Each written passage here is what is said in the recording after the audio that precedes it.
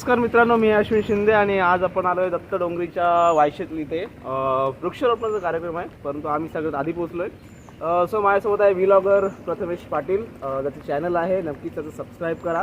आणि आज निसर्ग वाचवण्यासाठी आणि निसर्गाला पुनर्निर्मिती करण्यासाठी आज आपण दत्त डोंगरी इथे वृक्षारोपणाचा कार्यक्रम आहे तिथे आलो आहे. सो थोडा वेट करतो आहे कारण का पाऊस असल्यामुळे सगळी काही गडबड झालेली आहे आणि थोडासा अवधी जास्त लागत आहे या कार्यक्रमासाठी.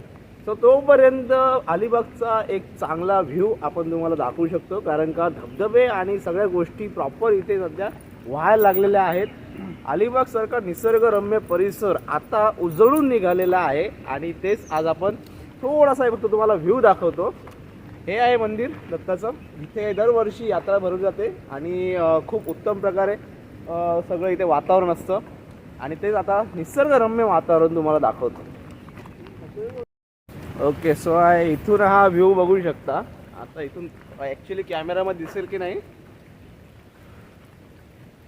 पण हा सगळा परिसर सध्या पावसाने पूर्ण झोडपून काढलेला आहे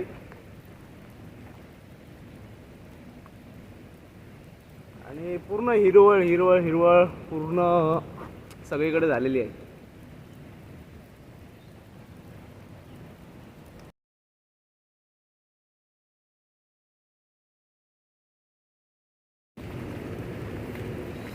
तर आजच्या वृक्षारोपणाच्या दिवशी आपण झाडं लावायचा हा पूर्ण एक प्रोग्राम आपण आयोजित केला आहे. आपला एक अलिबागचा एक अलिबाग एक हातमधीलचा हा एक ग्रुप आहे आणि आपले सर आहेत मनोज माळी यांच्या पूर्ण पुढाकाराने हा एक छोटासा आपला कार्यक्रम, जो की आपल्या अलिबागला खूप महत्त्वाचा आहे, कारण का अलिबागला निसर्ग सौंदर्यदृष्टी हे सर्वात महत्त्वाचं आहे, कारण का टुरिझम हे देखील अलिबागला लाभलेलं आहे आणि सर्वात जास्त टुरिझम आपल्या इथे होतं.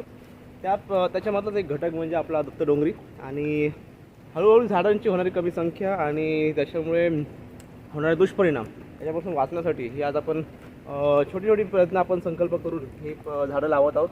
आणि हाच कार्यक्रम थोडासा पावसाच्या याच्यामुळे थोडासा प्रॉब्लेमॅटिक झाला आहे, कारण पाऊस भरपूर आहे. मागच्या 2-3 दिवसापासून रेड अलर्ट आहे आणि त्याच्यासोबतच सगळ्या गोष्टी थोड्या थोड्या इकडे होत आहेत, परंतु आपला कार्यक्रम मात्र जो होण्याचा उद्देश आहे तो मात्र सफल होत आहे.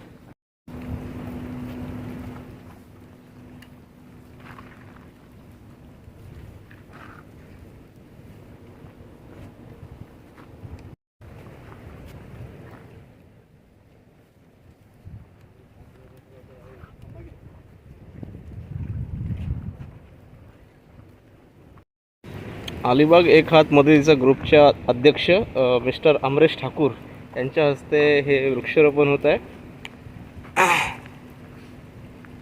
पावसाच्या खतरनाक एंट्रीमुळे थोडासा गोंधळ उडालेला होता.